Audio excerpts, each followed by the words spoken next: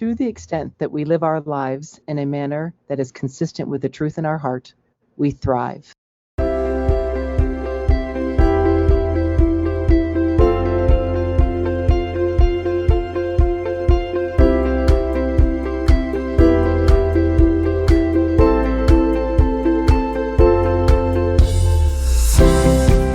Welcome to the Meyer Clinics podcast, and you just heard a quote from one of your hosts, Dr. Lisa Day.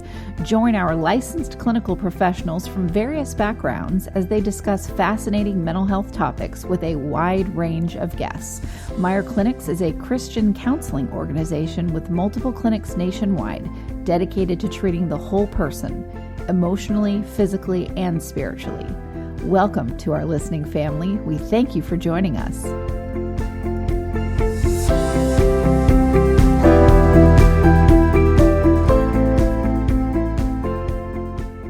Hey everyone, this is Kristen Sananta Walker. I am here with Melanie Van. Hey Melanie. Hey everyone. And Dr. Paul Meyer. Hey Paul. Hello. And hey. And Valerie Quintanilla. Hey Valerie. Hey y'all. Hi, Valerie. So tonight, as usual, listeners, we pick our topics. We like to be fresh and daring, or sometimes we're just really tired and we call it fresh and daring. So tonight we're going to talk about leadership.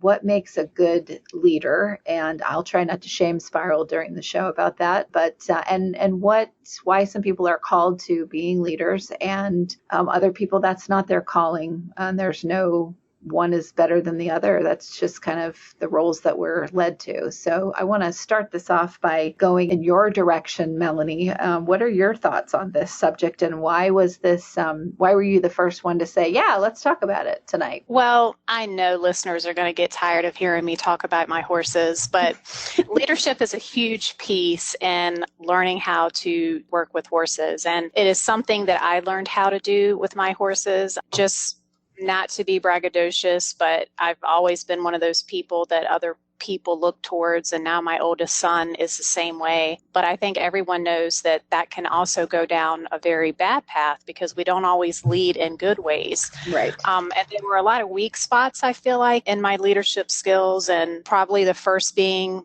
my willingness to step into that role. It was never a role that I wanted to step into. So I feel like just off the bat, what are some things that make a good leader?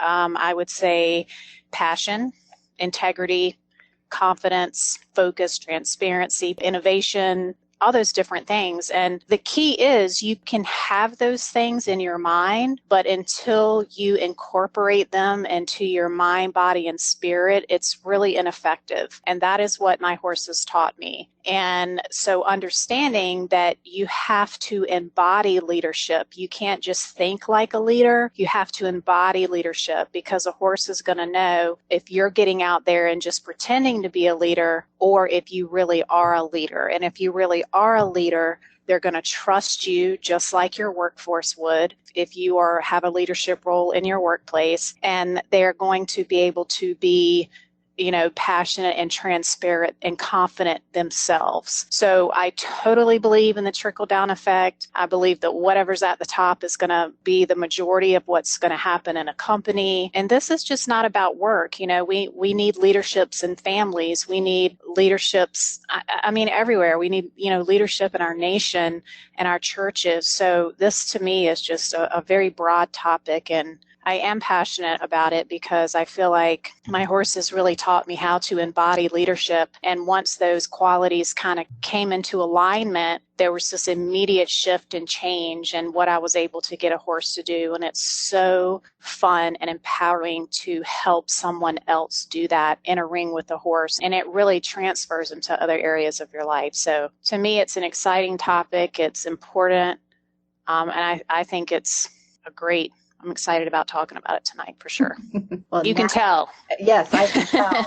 I'm glad I did.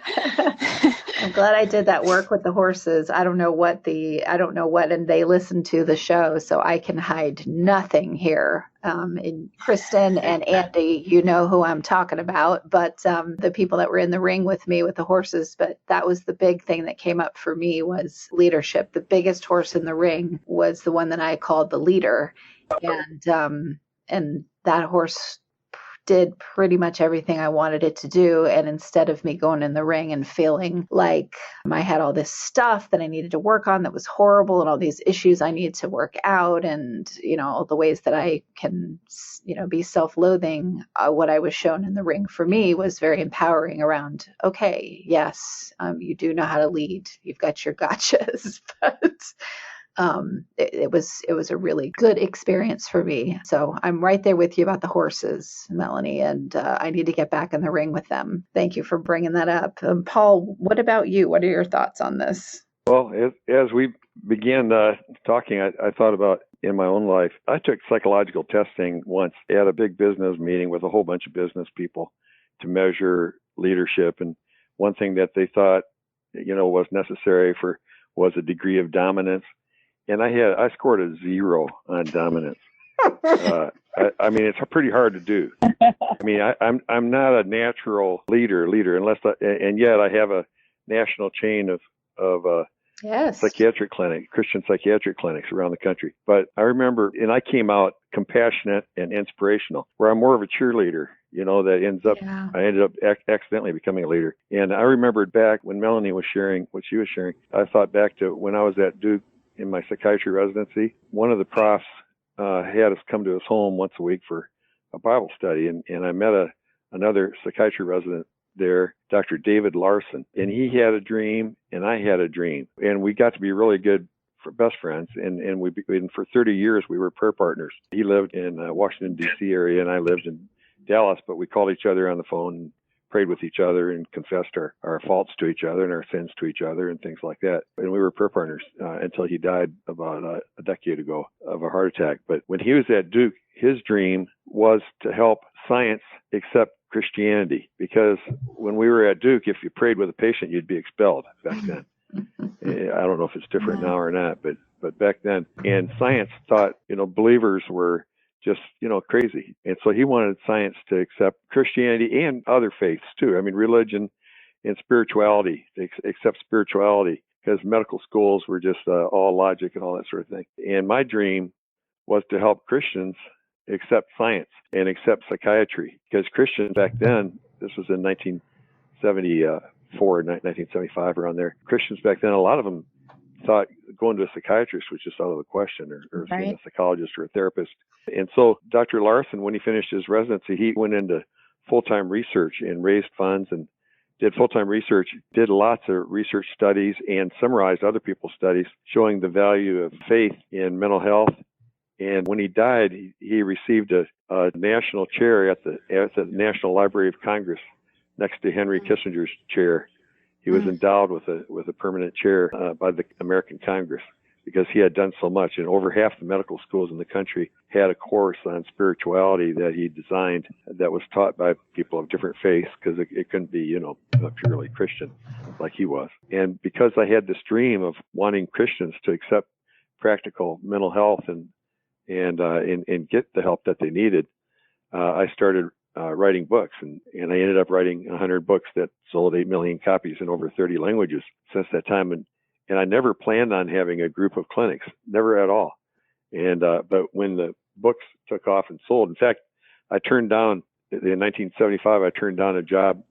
I turned down 2 different jobs for over $100,000 a year, which is really, really a lot back in 1975, to teach at Dallas Seminary for $12,600 a year full time, because I wanted to train pastors to do counseling so that I could help believers to accept science, So I did that job, and I took my wife and I took our poverty vows, and I thought I'd never have any kind of money or anything. I would just dedicate my life to teaching and writing. But when my first couple books ended up selling almost 1 million copies each, then people wanted to come and be treated by my business partner, Frank Minnerth, and I. And we were both teaching at the seminary.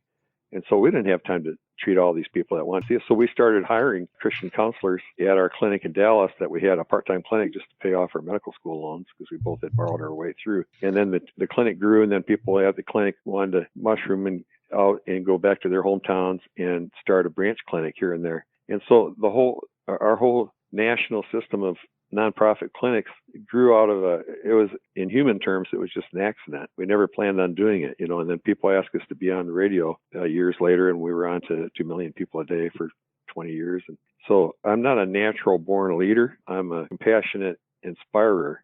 I'm a cheerleader, a male cheerleader, but it worked, and so Dave and I both realized our dreams. He realized his dream, and I realized my dream. And I think you don't have to be a certain personality to be a leader. Right. I think having a dream is real important, though, and having somebody that's a good buddy that you can share things with and confess to and grow with really helps, because we inspired each other. The Bible says that one person with God's help can put 1,000 people to flight. In a war, one person can defeat 1,000 with God's help, but 2 people with God's help can defeat 10,000. So it multiplies. So having friends like my friends that I'm doing radio with right now, Kristen said, "Why don't we do one on leadership?" I thought, how can we possibly talk for an hour about leadership? But now I'm having trouble shutting up. I'm excited about it. So I'll shut up. Well, I agree. I mean, that's what I find interesting about your story, Paul, because you said that before, that you didn't plan all these things. They just happened, and you're still a leader. It doesn't matter. Leaders have a lot of people around them that are doing things. They're part of your dream, and you. So yeah. You're a leader, even if it feels more like you're just a leader who has more traits about being a cheerleader than what maybe society subscribes to leadership. And there wasn't any such thing as Christian psychology when I went into psychiatry residency. There wasn't any field of Christian psychology. There weren't people that called themselves Christian psychologists or Christian therapists. There were Christians who happened to be psychologists and Christians who happened to be therapists, and maybe a dozen Christians who happened to be psychiatrists in the country, but a precious few. But because of the books and the radio and things like that, we really, along with other people, Dr. Dobson and other people, promoted Christian psychology as a field. Now there's thousands of Christian counselors, including Melanie. And look at our Melissa, the clinical Christian. What a great name for a podcast, and that's what she's out there doing too. So it's amazing. Valerie, what are your thoughts on this subject? I was just thinking about servant leadership as an example. That's something that we definitely can all glean from and learn from. And as far as when it comes to leadership, in my mind, I'm thinking of strengths and weaknesses, and being able to acknowledge weaknesses and strengths and work within, whether it's a corporate structure or any other organization. I'm a very out-of-the-box person. Not that y'all didn't know that. And so I think that the communication piece is very important, because there are different types of leaders. Without that communication in place, there's a lot of room for miscommunication. And so when I was in corporate America, there was a lot of things that I learned about strengths that I had that I was not confident in, or I had an insecure issue about. We did those strength finders. We did a lot of different leadership trainings. But the one thing that was apparent is that with any strength, that there can be an overshadowing of the negative part of it as well. And so I think that balance is really important. And Paul, I agree with you on being able to have, whether it's a mentor or somebody that you can talk to that's willing to get on your level and share things with you to help you grow. When you were talking about earlier that you had your partner that you prayed with, it reminded me of iron sharpening iron. Scripture in the Bible that talks about that. Believe that we're all here to sharpen each other, especially within our team on the network. There's obstacles, there's mistakes, there's things that are done, but they're acknowledged. And I really, really like that about the culture. So I think that it has a lot to do with culture. Like Melanie said, it trickles down into the other people that are on the team or your employees. I know personally, I'm still growing in that area. So acknowledging my own weaknesses and strengths as well has been something that I've been practicing. And then you get to the comfort level where you're comfortable, but you're still growing. So I think the moldable piece of that is also very important, to be open-minded and to acknowledge your strengths and weaknesses as well as those of others, so that there's better communication. I know that Kristen has to manage a lot of different personalities. There is an ever-changing and ever-growing, evolving effect of the tribe. Like I like to call my tribe, our group. And so being able to glean from each other is really huge. Excellent. Paul, any thought from there? Yeah. Communication. Communicate. I'm having trouble communicating right now. The communication. See, I knew having that. communication so skills I knew to pass is it real to important. you. This is a Having teachable moment. communication skills. Yeah, having communication skills is real important. But there's this past Sunday we went to church and heard a guy that stutters very badly give a wonderful sermon. And in spite of his difficulty communicating without stuttering, he made jokes about his stuttering, but just delivered an outstanding sermon and motivated us. So communication skills that Valerie talked about are very important. Yeah. And again, having people, being a leader means you're not the only one there. Yes. If you're all by yourself, you can lead one person. And so it does take a community to build with. I mean, you can't, if people are listening in our listening family right now, and they haven't been leaders, but they'd like to become leaders, then I would strongly encourage you to find a prayer partner or a sharing buddy, whatever you want to call that person, and or maybe 2 or 3 people that you meet together with regularly and dig out your unconscious with. Again, I love to talk about the unconscious, but my other prayer partner, I picked out a guy that I knew from Paris, France, a psychologist, because he and I had lectured together at some functions in France, and I just admired, there were certain qualities about him that I thought were really good, and we inspired each other as well. And he started Generation Africa. If anybody wants to Google that, it's an orphanage that raises 2,000 kids in South Africa whose parents died of AIDS, and he started that and got U2, the group, to do a concert to raise funds to build it, and he did a documentary on it that won an Emmy Award for international documentary. And I remember that. Yes, I remember that. He was asked by the mayor of Paris to run for president in France. So again, we inspired each other. And his name is Jean-Luc Bertrand, John Luke, but he helped me write the Blue Jeans book too. Yes. But he's still my prayer partner now. We email each other and we confess our sins to each other, And oh, by the way, I got to tell you a joke real quick. He asked me why I picked him. He said, why did you want me to be your prayer partner? And I said, well, my last one was such a godly guy that it was always me confessing to him. He never had anything to confess to me. And I said, you're a Frenchman, so I know that you'll have at least as many sins to confess as I will. and he slapped his hand on his lap and he said, I'm qualified, I accept. That's cute. I hear you. One of the things that I like, that I love is one of the guests that I've had on multiple times, Christine Louis de Cannonville. She's all the way in Dublin, Ireland. And then my friend Andrea Schneider and friend of ours, Michelle Mallon, the 4 of us have called each other the Red Caped Quattro. And we all are surprised at the amount of sharing that we've done with each other over the last 3 years. I mean, we have bared our souls to each other. We have emails that are encyclopedic about everything that's going on in our lives. And Christine had just emailed the other day saying, I'm surprised at how much I've shared with you 3. I really am. And we always say, thank goodness that we have these people that we can do this with. Like, here's all my ugly, here's all, which I don't have such a problem doing that, clearly, as Melanie and Valerie both know this, but I'm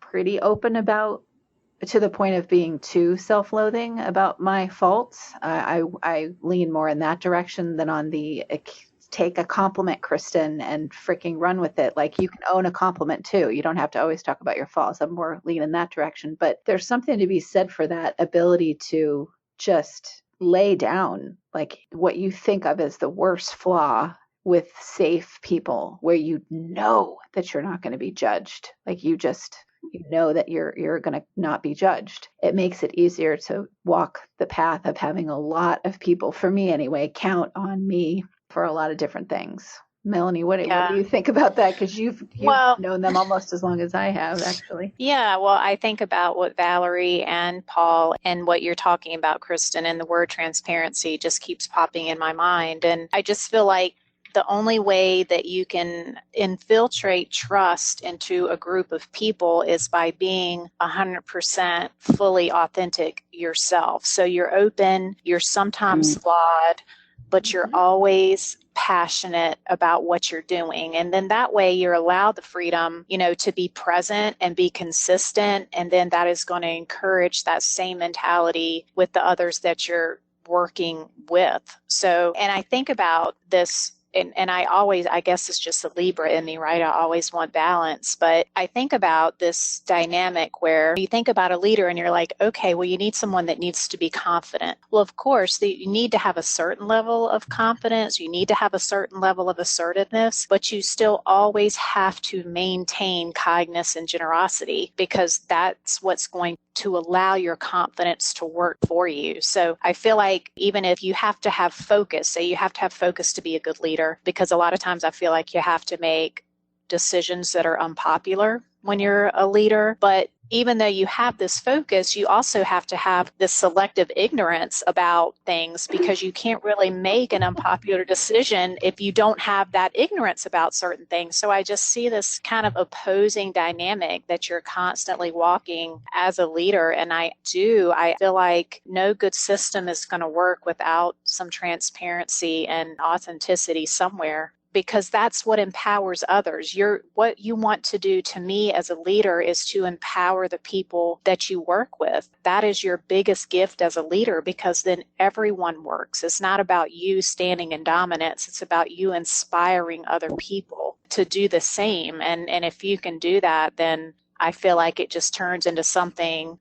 Everyone kind of becomes a leader in their own strength, if that makes sense. And then it makes up for the weaknesses elsewhere. So, and if we're all being authentic and we're all showing what our weaknesses are, then everybody can do that. And again, I take it back to horses. That's what they do in a herd. They've survived for millions of years because they are willing to look at each other and say, okay, I know that mare over there is better at doing this, this, and this. And I am completely comfortable in being number 8 horse in this herd. And they take pride in being number 8, and they don't step outside of that role, and everything works perfectly together because there's no competition. Once that has been determined, then no one tries to step outside of their role, because they know that's how they're going to survive as a group. So anyway, I always have to take it back to horses when it comes to leadership. But well, I think transparency is huge. And I think that's what I kept hearing and what everyone was saying. And of course, we can't be a leader by ourselves. I mean, we have to have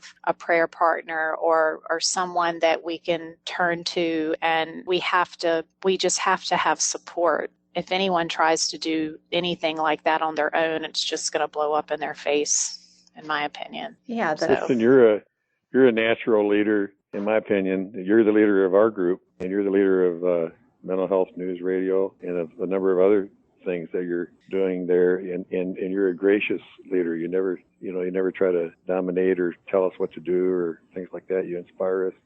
How did you become a leader? What was it that? How did you develop into a leader? Well, Paul, I was born breech, so that's a fact. Does that help? Is that the quality of a leader? I just came coming out butt first. No, I came out feet first. I literally came out feet first. So I've had my challenges with it. I told somebody once, a client of mine, hey, listen, he was so frustrated with me. And of course, later we found out he's got all kinds of antisocial personality problems, but he was so frustrated with how his staff would always come to me for everything. And I was just the consultant. Okay, so I would literally go in his office and say, you need to step up. Everybody's coming to me. I don't even work here. I'm your consultant. They're looking for a leader. You're not stepping in to be one. They keep coming to me. It is stressing me out. I don't want to be their leader. You picked these people. I didn't. And it was so frustrating for me because they did always come to me. So I don't know how. You're a problem solver, right? You're a problem solver. I mean, because I would step in and go, okay, do this. And, 90% of the time, even he admitted, what I said to him out of frustration was, step in and take over, man. I don't want to carry your burden of leadership. I know what that burden is. I've got my own. I have my own company. And I would say to him, I don't make all the best decisions. I just make a decision and 8 times out of 10, those decisions are good and they work and we see positive motion forward, it doesn't mean that all my decisions are actually any good. And he even admitted, well, yeah, most of them are. So that confidence piece, Melanie, that you were talking about, I mean, I think ignorance and confidence can be a really good combination because you do have to.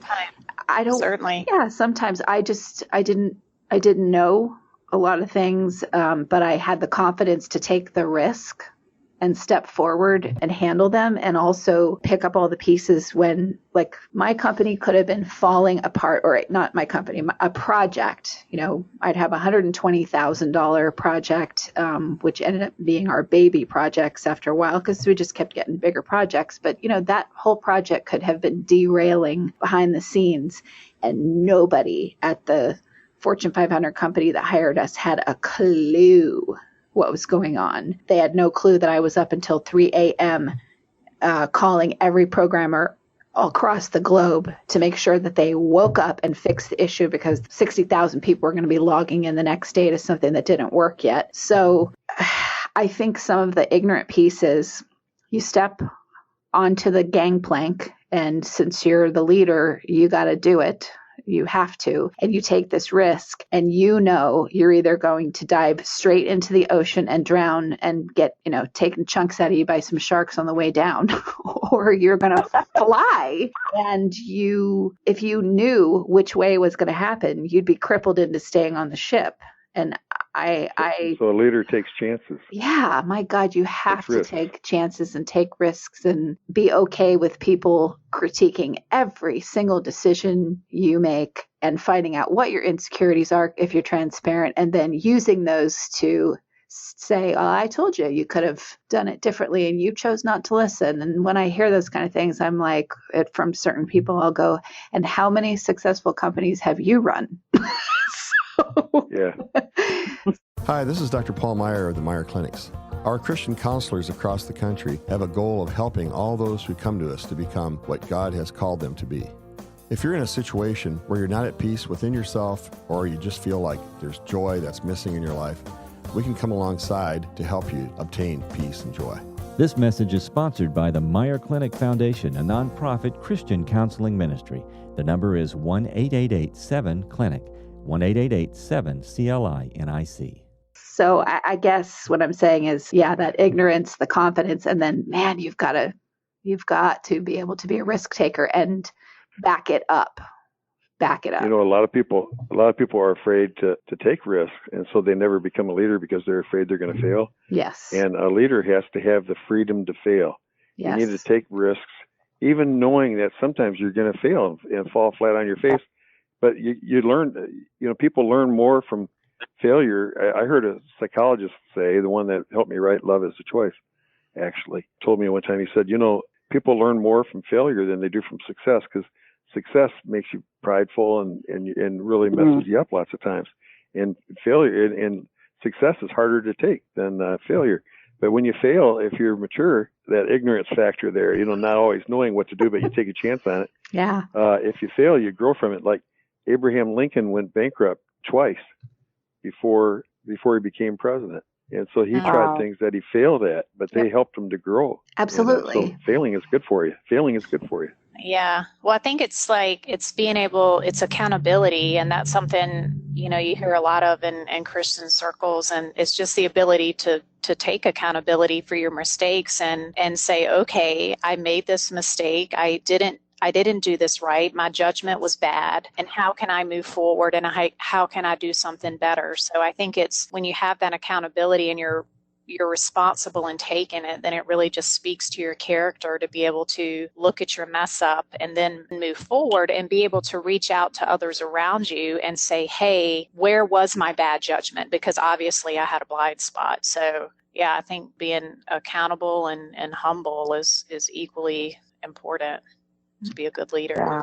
Agreed. I want to pass this to Valerie, but I want to add one thing to this. What I like at this point in all the ways that I've not run a company well, or the house, or whatever it is I was taking charge in, what I like now, and I think that's why I've set up our network the way that I have, is, it's a company of leaders. Everybody that works with our organization as a podcaster, as someone that, works on the internal team, everybody's a leader in their own right. I will step in because the buck stops with me, and there are so many pieces to this puzzle that I have to be responsible for everybody.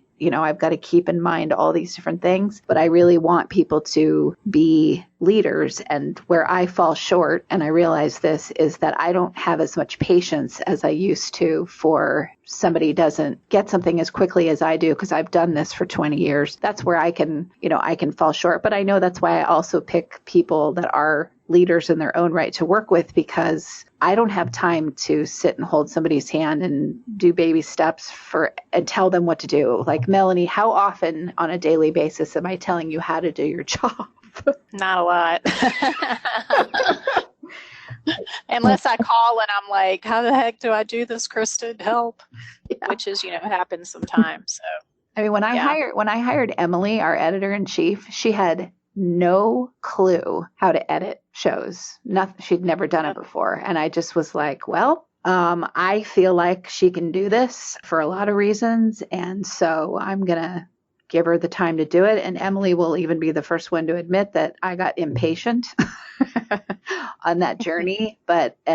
She and I've had, like I have had with anybody, but dang, she does a good job. I am so glad that I just let it happen, because wow, I can't even, I don't have the time to learn it, and I wouldn't be as good as she is anyway. And that means that she can leave at any time and be hired up by somebody else and get paid a lot more money. And that means that I have to be okay with that, because she's a leader. All of us anybody that's here can go take their leadership elsewhere. And I'd have to sit and be okay with that, because that's partly my fault, because I pushed, go, learn, do. So anyway.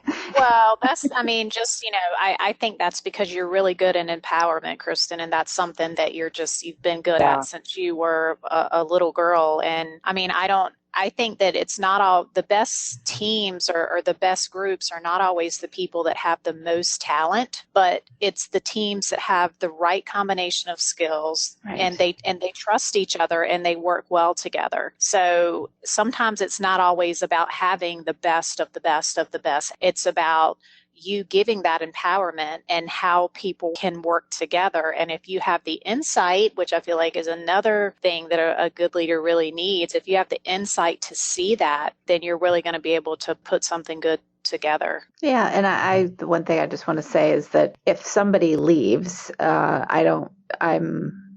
I'd be for something better than what we're doing. My God, I'd be the first one to clap and go, holy God, that's fantastic. I'm so happy for you. Just like Paul, you've said when, you've looked at what Dr. Henry Cloud is doing and you say, I'm so proud of him. And I brought him on board to do radio with me. And then now he's doing the radio.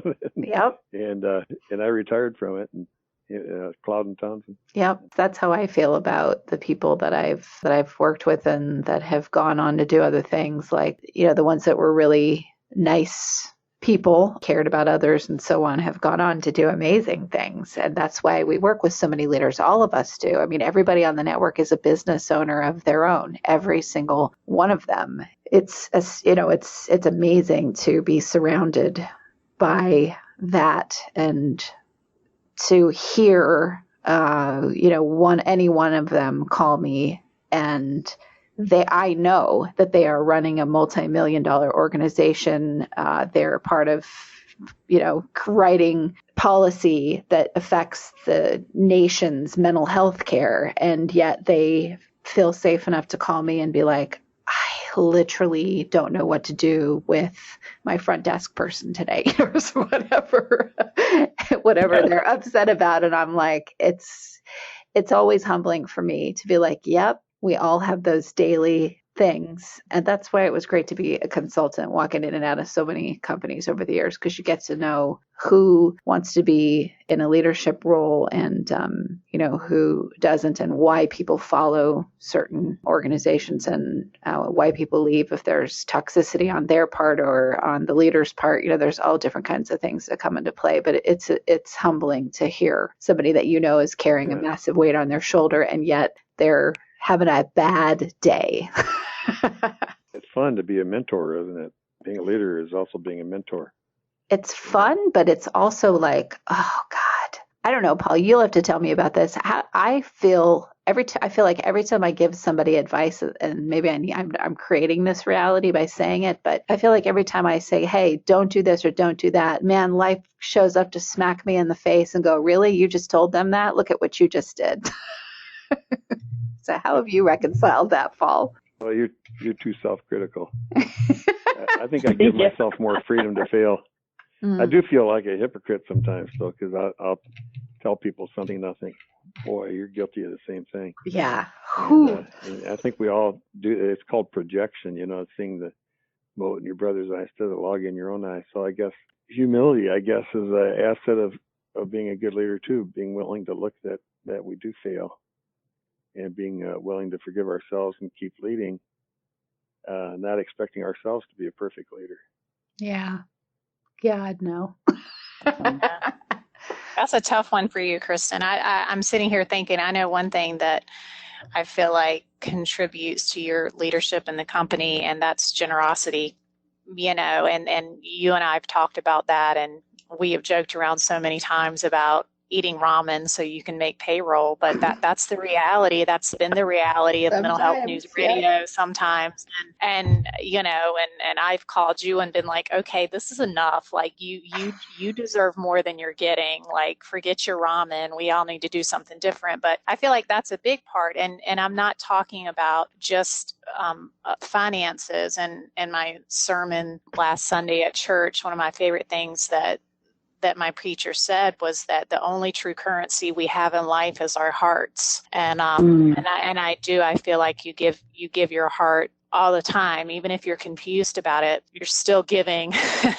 you're still giving. So I think this generosity is a huge piece of being a leader. And so that brings me to something else. And that just brings me to being courageous and brave, because to do all those things and to be transparent and to be vulnerable, I just think takes courage, because you are going to get hurt. You are going to get disappointed. You're going to be disappointed in yourself. So to stand in that space where others are looking to you constantly, it just takes a lot, and it's a generous place to be in, I feel like. So that's something I think about when I think about the company. I think that's what makes us stick around, because we know that that's where your heart is, So yeah, I'm not trying to get all mushy, but just telling the truth. I'm just telling the truth.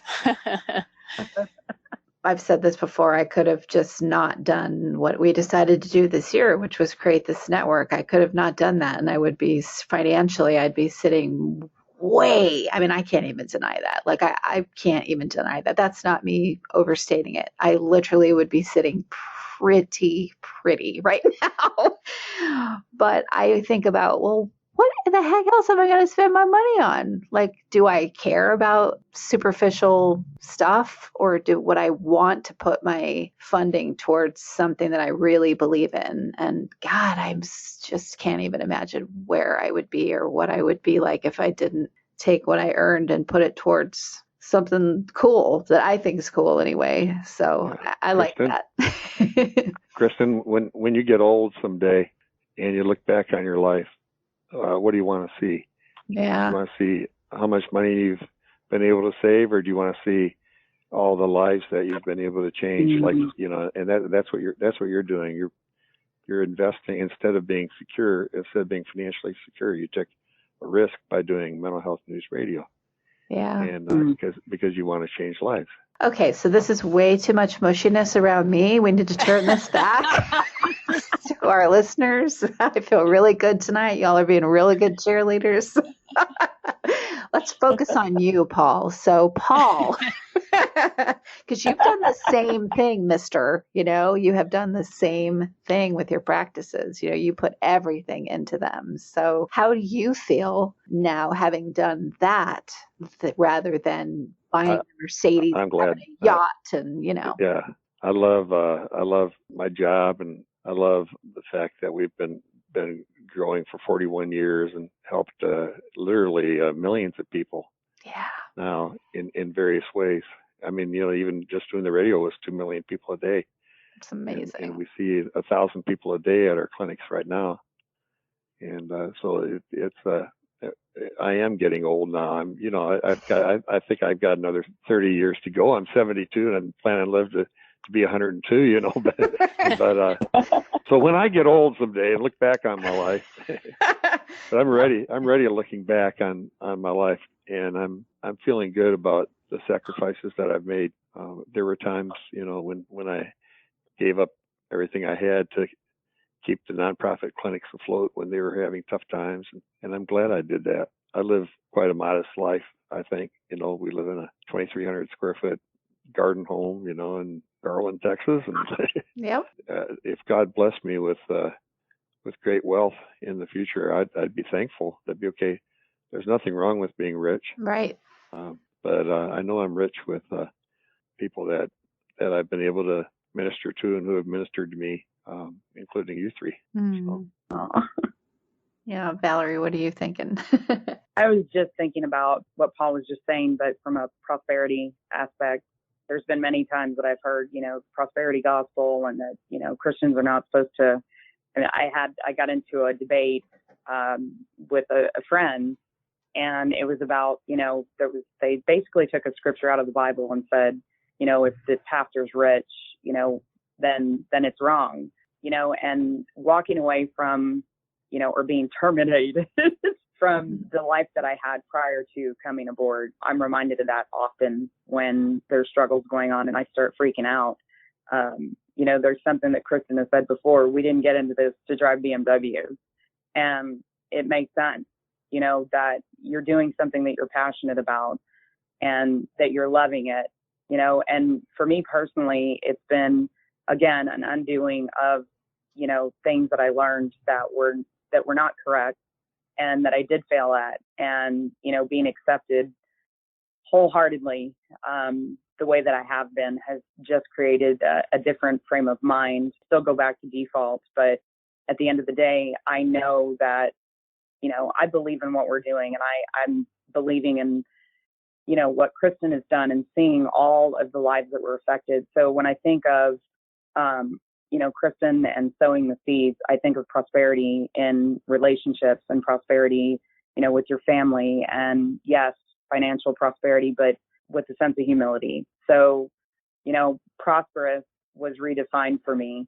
I would say probably 2 or 3 years ago, as far as being prosperous in relationships where there's not a deficit there. So that's my ending thoughts, because I know we're about to come to a close.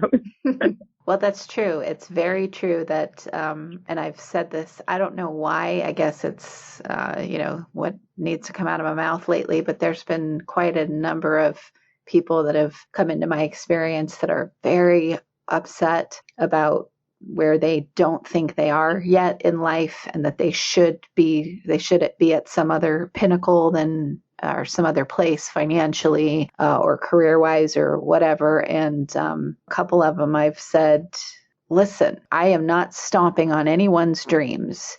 It is true that you could buy a lottery ticket and you could hit the lottery and be a gazillionaire tomorrow. Like, that's true. I'm not going to say that that couldn't happen, but the odds are probably more that that's not going to happen. And so if your passion is that you want to be an artist, and yet you are upset at your day job as a copy machine repair person or whatever it may be, and you're really bitter and resentful that you have to do this job, but you do it well, I try to reframe it with them, and it's worked so far. They believe me. I've said, God, be the best copy repair person you can be, because guess what? If you do that well, it funds you doing what you're passionate about. So you can keep being a copy. Yeah, go ahead, Paul. Go ahead. I was just Go ahead. I didn't mean to, but I thought you could keep being a copy repair person, and that allows you to write your books or to sing your songs and write your music or to work on his art. Exactly. And they were like, the paint wall. oh, yeah, exactly. Valerie's becoming a home renovator like nobody's business. That reminds me, I met a guy once that hadn't worked in 10 years. And I asked him, well, how come you haven't gone out and found a job and worked for the last 10 years? I mean, your wife's had to support you all this time. He says, well, I'm waiting for somebody to hire me for a leadership position. There's the story, Valerie, right there. I love that. That's a true story. That really happened. Hey, let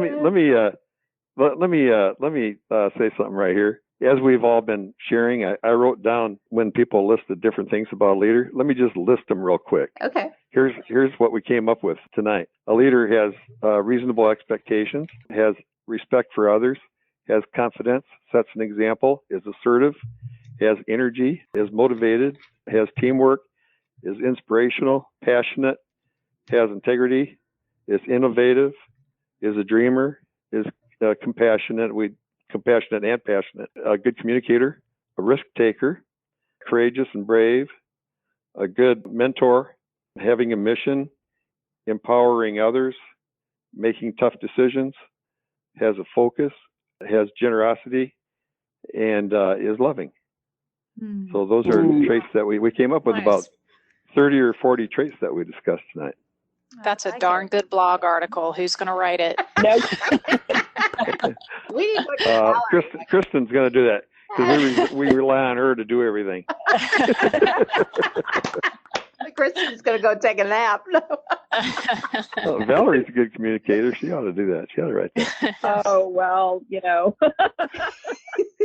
We only communicate as good as our stuff allows us at the time being, right, Valerie? Agreed, 100%. Totally agree. I think no matter what we all go through, and Valerie, and all three of you know how much I love you, but the reality is, like, we all have our stuff, and we have this collective stuff, and just doing a show like this, just so our listeners, our listening family knows, these shows are helping all of us heal in this group together as much as we hope that it's, doing for anyone listening. So these are great check-ins. We're forced to be on the phone and communicate in a peaceful and loving way. And that's great because it's a great reminder that we're all really doing the best we can at the moment that we're in, I have to say that personally, tonight's show was very healing. Not that the others haven't been, but there's been times where I've hung up and I'm like, oh my God, she was totally talking about me. And it was just reference to some of the things Melissa and Melanie, not that I, haven't felt that with you, Kristen, because we talk a lot, but there's just a way of framing, that Paul, you come with a huge sense of humility, and we all view you as a spiritual father. And Melanie comes in with a lot of balance. Yes. And Kristen comes in with that whole mentorship, and she's been doing this for a long time. And Melissa's just a spitfire, I mean, yes. In a good way. Yep. Just, plus we benefit from the counseling part of our team. When I tell people it's multidisciplinary, I don't tell them that we have therapy. Exactly. That are not paid. Yeah, so true. So true. Yeah, we get a lot out of this, and the emails that we get are pretty darn amazing. Some of the stuff that comes in is so nice that I'm like, who are they talking about? So that's interesting too. But this is really good for all of us. All four of us are leaders, and that's why we're attracted to each other and want to like being around each other's company. All of us are. So put all that in your. I'll take that compliment. Yes, put that in your pipe and smoke it, people. For your face. Exactly. Melanie, do you have any last thoughts walking on the plank? I'm walking on the plank. I'm not jumping off. I'm not jumping ship. I really don't, Kristen, except I certainly appreciate good leadership, and it's something that's very comforting, and it's just nice to have people like that in your life. So if you don't have someone like that in your life, make it a goal or pray it into your life. And because everyone needs a person that when you're confused or you don't have clarity, someone needs to pop into your mind that you can call or that you can think of that will help you get to a better place. So if you don't have someone like that in your life, I suggest that you really try to find someone that can help you through those times. And then who knows, maybe eventually you become a leader to somewhere else. But I just think it's really important to have a mentor that can help you through tough times. It's really just, it means a lot. It does. And whatever for our listeners that are of the Christian faith and our listeners that are of different faiths, whatever the God of understanding is for you, you can ask. You can ask God, you can ask the universe, you can ask whatever feels comfortable for you. You can sit back and say, okay, this is what I need, and speak it out. And it shows up for you. Like it really does every single time. So I want to end on that note, and thank you all for doing yet another show, the Roundtable Shows with Dr. Paul Meier. So thank you for coming on and talking about leadership. Thank you. It was great. Yes, thank you. All right. And of course, thank you to our listening family for tuning in to another edition of Mental Health News Radio.